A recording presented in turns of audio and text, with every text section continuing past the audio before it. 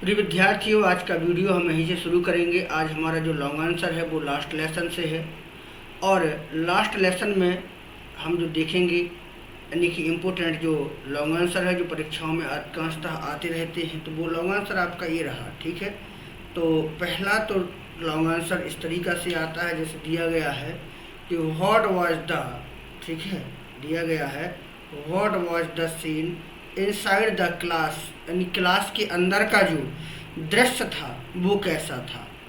ठीक है, क्या था। When friend reached the school, जब फ्रेंड स्कूल पहुंचा तो क्लास के अंदर का जो दृश्य था वो क्या था। ये क्वेश्चन बहुत ज़्यादा पूछा जाता है। ठीक है, और इसके बाद एक क्वेश्चन ये भी पूछा जाता है, कौन सा, ए वाला, कि how did the announcement of the last lesson affect friend. ठीक है, तो दिया गया है कि लास्ट लेसन का जो प्रभाव है फ्रेंड पर, ठीक है, कैसे पड़ा। तो लास्ट लेसन की अनाउंसमेंट की घोषणा का प्रभाव फ्रेंड पर क्या पड़ा या कैसे पड़ा। ठीक है, दोनों ही इम्पोर्टेंट है, दोनों क्वेश्चन इम्पोर्टेंट है, मतलब पहला वाला भी और जी वाला भी। और तीसरा जो दिया गया है जी वाला, कौन सा, भी परीक्षाओं में बहुत ज़्यादा पूछा गया है, दिया गया है कि व्हाट इज द रीजन, क्या कारण है, what is the reason that made M Hamel declare, जिसने एम हेमिल को निश्चय करा दिया दैट द लेसन, उस लेसन में which he was going to teach, जिसे वह पढ़ाने जा रहे थे, on that faithfully day was to be the last lesson. ठीक है, तो ये वाला क्वेश्चन भी बहुत ज़्यादा इम्पोर्टेंट है। 3 क्वेश्चन दिए गए हैं, तो मैंने तीनों क्वेश्चन के लिए एक लॉन्ग आंसर में, ठीक है, आपको करना क्या है, अगर आप थोड़ा सा दिमाग लगाएंगे तो बहुत इजी है ये तरीका। देखो कि आपको प्रस्तावना और उपसंहार यानी कि इंट्रोडक्शन और कंक्लूजन एक जैसा लिखना है, बाकी जो भी प्रश्न पूछा जाए उस हेडिंग को लिख देना, बस हो गया। ठीक है, जैसे आपका पहला क्वेश्चन पूछा गया कि व्हाट वाज द, क्या पूछा गया,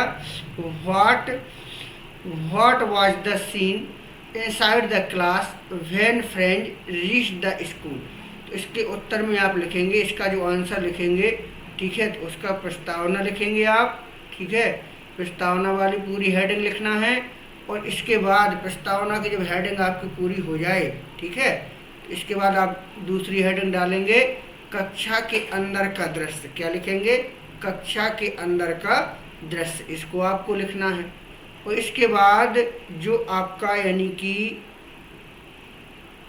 उपसंहार रहेगा, क्या रहेगा, उपसंहार, तो जो उपसंहार होगा तो उसको आपको यानी कि लिख देना है, उपसंहार को भी।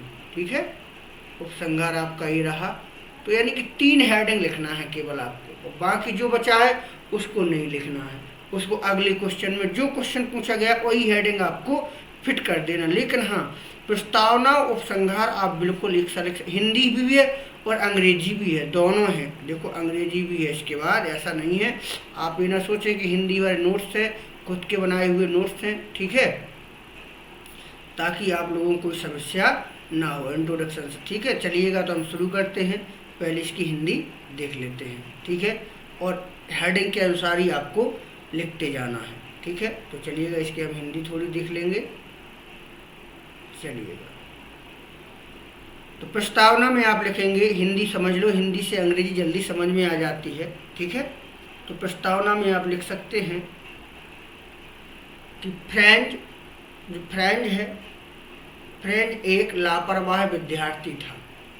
कितना सिंपल है, बना लेंगे आप, friend was a careless student, है ना, बहुत सरल हिंदी है।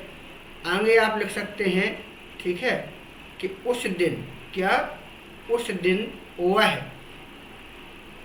वह स्कूल की तरफ भागा जा रहा था। ठीक है, कंटिन्यूअस का टेंस है ये भी, उस दिन वह स्कूल की तरफ भागा जा रहा था, क्योंकि उसे बहुत देर हो गई थी। ठीक है, उसे बहुत देर हो गई थी। ठीक है, इस तरीक़ा से आप लिख सकते हैं। थोड़ा मैं इसको ऊपर कर दूं, क्योंकि उसको बहुत देर हो गई थी और उसे डांटे जाने का भयंकर डर था। ठीक है, उसके शिक्षक एम हेमेल ने कहा था कि वह उससे पार्टिसिपल पर प्रश्न पूछेंगे और फ्रेंच उनके बारे में पहला शब्द भी नहीं जानता था। तो देखो इतनी सरल हिंदी है इसकी, इसको अगर आपने दिमाग में सेट कर लिया तो समझ लीजिए आपको अंग्रेजी आसानी से बन जाएगी। तो आप इसको लिखेंगे, ठीक है, और एक बार थोड़ी पॉज करके और अच्छे से पढ़ लेना, चाहे तो आप नोट भी बना सकते हैं। अब अगली हेडिंग लिखेंगे आप, जैसे कक्षा के अंदर का दृश्य। कक्षा के अंदर का दृश्य जो क्वेश्चन दिया गया है, जो पहला वाला, ठीक है, what was the scene. Scene means क्या होता है, दृश्य इनसाइड द क्लास। तो आप इस वाली हेडिंग को लिखेंगे तुरंत। ठीक है, जब फ्रेंड स्कूल पहुंचा तो उसने सब कुछ शांत पाया। उसने अपने सहपाठियों को अपने स्थानों पर बैठा पाया। उसने अपने शिक्षक एम हेमिल को उनके सुंदर हरे कोट को पहने हुए देखा। उसने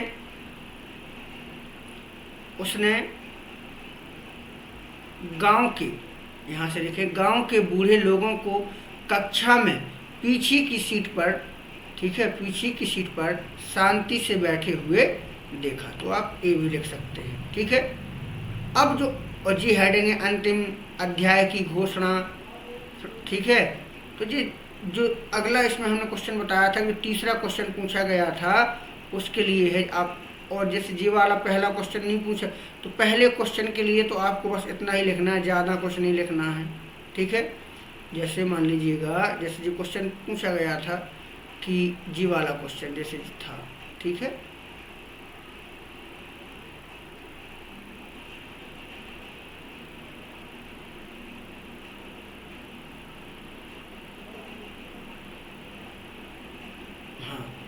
जी वाला था। अब ये जी आया कि how did the announcement of the last lesson affect friend, इसके लिए वो हेडिंग थी। ठीक है ना, अंतिम अध्याय की जी क्या है घोषणा हुई थी तीसरे के लिए। तो आपको अपने अनुसार ही थोड़ा दिमाग लगाना है, कौन सी हेडिंग पूछी गई है और आपको कौन सी हेडिंग लिखना है। तो आप लिखेंगे अंतिम अध्याय की घोषणा। ठीक है, तो आप लिखेंगे जब सभी विद्यार्थी और गांव के लोग कक्षा में बैठे हुए थे तब एम हेमिल ने घोषणा की, यह अंतिम पाठ है जो मैं तुमको पढ़ाऊंगा। बर्लिन से आदेश आया है कि अल्सास और लॉरेन के स्कूलों में केवल जर्मन पढ़ाई जाएगी। कल नया मास्टर स्कूल में केवल जर्मन पढ़ाएगा। कल नया मास्टर आ जाएगा। तुम्हारे लिए फ्रेंच भाषा का यह अंतिम पाठ है। ये घोषणा हुई थी।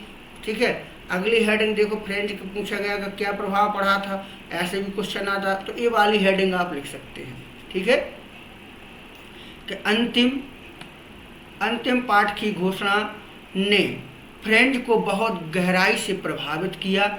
उसने अपनी मातृभाषा फ्रेंच के बारे में सोचना शुरू किया। उसने सोचा कि वह अब फ्रेंच भाषा कभी भी और अधिक नहीं सीख पाएगा। वह अपने पाठों को याद न करने के लिए दुख महसूस कर रहा था। यह विचार कि उसके अध्यापक दूर जा रहे हैं और वह उन्हें कभी भी नहीं देख पाएगा। उसे उनकी छड़ी के बारे में और यह कि कितना सख्त है सब कुछ भुला दिया। ठीक है जी, मतलब, और इसके बाद उपसंहार तो है ही, बाद में सभी के साथ आपको उपसंहार में यही लिखना है। एम हेमिल ने कक्षा में सभी को बताया कि फ्रेंच जो भाषा है केवल विश्व की सबसे सुंदर, सबसे स्पष्ट और सबसे तार्किक भाषा है। उन्होंने भाषा के महत्व को बताया कि उन्हें अपनी मातृभाषा की रक्षा करनी चाहिए और उसे कभी नहीं भूलना चाहिए, क्योंकि जब एक राष्ट्र गुलाम हो जाता है तो जब तक वे अपनी भाषा से मजबूती से जुड़े रहते हैं तो वे कैद से बाहर निकलने की चाबी रखते हैं। तो ये हिंदी में था। हिंदी को आप इसको अच्छे से थोड़ा दोहरा लें, याद कर लें थोड़ा हिंदी में। ठीक है, तो बड़ा आपको बेनिफिट हो जाएगा। इसके बाद हम अंग्रेजी देखेंगे।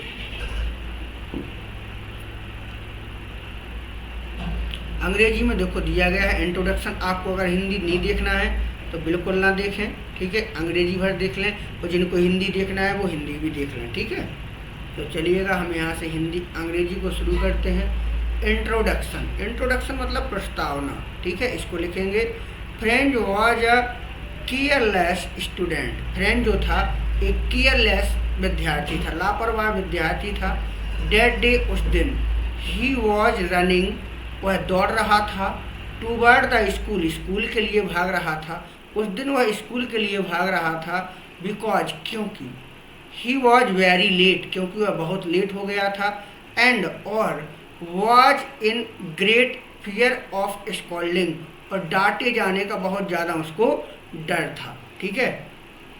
हिज टीचर एम हेमिल, उनके जो अध्यापक थे, गुरुजी थे, उन्होंने का नाम करके उन्होंने हेडसेट कहा था दैट की he would question him on the participle, कि वह, ही वुड क्वेश्चन, वह प्रश्न पूछेंगे, हिम यानी उससे, ऑन पार्टिसिपल, पार्टिसिपल पर, and French did not know the first word about them, और फ्रेंच जो था उसके बारे में पहला अक्षर भी नहीं पता था उसको। अगली हेडिंग में आप लिखेंगे, ठीक है, अगली हेडिंग चाहे तो पॉज करके आप लिख भी सकते हैं, नोट्स बना सकते हैं। अगली हेडिंग में आप लिखेंगे, the scene inside the class, कक्षा के अंदर का दृश्य। When French reached to the school, जब फ्रेंच स्कूल पहुंचा, ही फाउंड, उसने पाया, एवरीथिंग सो स्टिल, कि सभी बहुत शांत थे। ही फाउंड, उसने पाया, हिज क्लासमेट, उसके जो सहपाठी थे, सिटिंग इन देयर प्लेस, अपनी जगह पर बैठे हुए हैं। तो उसने पाया उसके जो सहपाठी हैं, कक्षा पढ़ने वाले हैं, बैठे हुए हैं। ही सा हिज टीचर, उसने अपने अध्यापकों को देखा, अध्यापक को देखा। M Hamel wearing his beautiful green coat, तो एम हेमिल अपना ग्रीन वाला कोट पहने हुए थे। ही सा ओल्ड विलेज पीपल, उसने गांव के ओल्ड व्यक्तियों को देखा, बूढ़े व्यक्तियों को देखा। Sitting quietly on the back benches in the class, कक्षा के बैक बेंचेज पर, पीछे की जो सीटें थीं उन पर शांति से बैठे हुए देखा।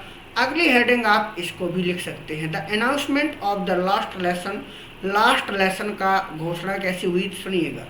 The when all the student, when all the student, जब सभी विद्यार्थी, एंड द विलेजर्स पीपल, और गांव वाले, वर सिटिंग, बैठे हुए थे, इन द क्लास, कक्षा में, जब कक्षा में सभी विद्यार्थी और गांव वाले बैठे हुए थे।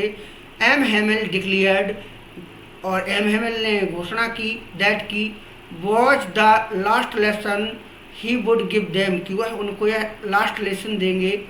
The order had come from Berlin to teach only German in the school of Alsace and Lorraine, कि जर्मन से आदेश आया है कि अल्सेस और लॉरेन के विद्यालयों में केवल जर्मनी पढ़ाई जाए। The new master would come, नया अध्यापक आएगा, नेक्स्ट डे यानी अगले दिन नया अध्यापक आएगा। That was the last French lesson for them, यह उनके लिए अंतिम फ्रेंच लेसन है। अब इसके बाद अगली हेडिंग अगर पूछी जाती है तो आप इसको भी लिख सकते हैं, the effect of the last lesson on French, French पर लास्ट लेसन का प्रभाव क्या पड़ा, देखिएगा। The announcement of the last lesson, अंतिम पाठ का, लास्ट लेसन का जो प्रभाव है, घोषणा के प्रभाव, फ्रेंच वेरी डीपली, फ्रेंच पर बहुत गहरा पड़ा। He start to think about his mother tongue French, वह अपनी मातृभाषा फ्रेंच के बारे में, स्टार्ट यानी कि शुरू कर दिया, टू थिंक यानी कि सोचना, उसने अपनी मातृभाषा फ्रेंच के बारे में सोचना शुरू कर दिया। ही थॉट, उसने सोचा, दैट की he would never learn French language any more, कि वह अब ज़्यादा फ्रेंच भाषा जो है नहीं सीख पाएगा। He was feeling sorry for, वह खेद महसूस कर रहा था, ठीक है, किसके लिए कर रहा था, ठीक है, अभी बता रहे हैं, 1 मिनट।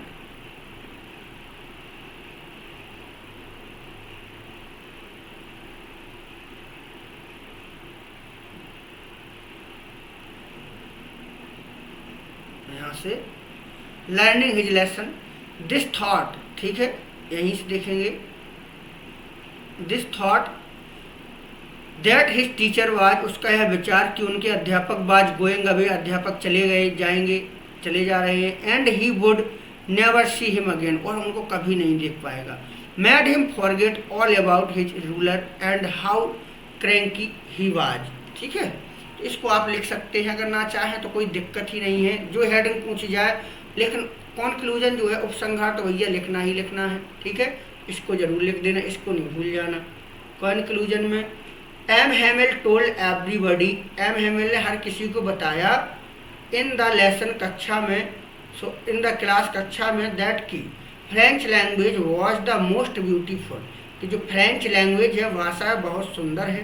द क्लियरेस्ट है, बहुत स्पष्ट है। And the most logical language, बहुत ही तार्किक भाषा है। इन द वर्ल्ड, यानी संसार में, संसार में बड़ी ही सुंदर, बड़ी ही स्पष्ट और बड़ी ही तार्किक भाषा है। He told about the importance of the language, उन्होंने लैंग्वेज, भाषा के महत्व के बारे में बताया। दैट की they must guard there mother tongue, की उन्हें अपनी मातृभाषा की रक्षा करनी चाहिए। एंड नेवर फॉरगेट इट, और इसे कभी नहीं भूलना चाहिए। बिकॉज, क्योंकि व्हेन अ पीपल, जब एक व्यक्ति, आर स्लेव्ड, जब उसको गुलाम बनाया जाता है, as long as they hold, जैसे कि उनको किया जा रहा है, fast to their language, it केवल उनकी एक भाषा ही होती है। As if they had the key the their prison, की उनको कैद से मुक्त कर देती है। ठीक है, तो उनकी केवल भाषा ही होती है जो उनको कैद से मुक्त करती है। चलिएगा जी, लॉन्ग आंसर रहा। कोई समस्या आप जरूर बताएं, मैं अलग अलग भी आपको समझा दूंगा। अगर इकट्ठा आ गया है, इकट्ठा क्वेश्चन आपको समझ में, एक क्वेश्चन में ही 3 क्वेश्चन के आंसर, एक आंसर में ही 3 क्वेश्चन के आंसर हैं। ठीक है, अगर आपको समझ में आता है तो हमें ज़रूर बताएं। और अगर आप चाहें कि नहीं सर हमें एक एक का ही आंसर चाहिए, तो इसके लिए हमें ज़रूर कमेंट बॉक्स